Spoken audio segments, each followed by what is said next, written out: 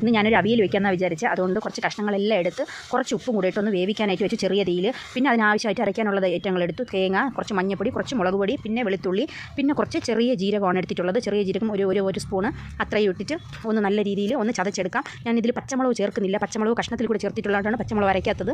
ഇത്രയും ഈ കൂട്ട് കഷ്ണത്തിലോട്ട് ഇട്ടതിന് ശേഷം പിന്നെ കുറച്ച് തൈര് ഒഴിക്കണം. തൈര് ഒരു പുളിപ്പിന് വേണ്ടിയിട്ടാണ്. പിന്നെ കുറച്ച് വെളിച്ചെണ്ണ ഒഴിക്കണം. കുറച്ച് കറിവേപ്പില ഇത്രയിട്ട് നല്ലോണം ഒന്ന് ഇളക്കിയെടുക്കുക. പുളിക്ക് ആവശ്യത്തിനാണ് തൈര് ഒഴിക്കുന്നത്, അല്ലെങ്കിൽ പുളി ഒഴിക്കാം നമുക്ക്. പിന്നെ ചോറിന് നിന്ന് പൊരിച്ച മീനും നാരങ്ങ അച്ചാറും ബീട്രൂട്ട് തോരനും പിന്നെ ഈ അവിയലും പിന്നെ കുറച്ച് മീൻകറി ഉണ്ടായിരുന്നു. പിന്നെ സാമ്പാറുണ്ട്, പച്ചടിയുണ്ട്. സാമ്പാർ ഞാൻ പിന്നെ എടുത്തില്ല.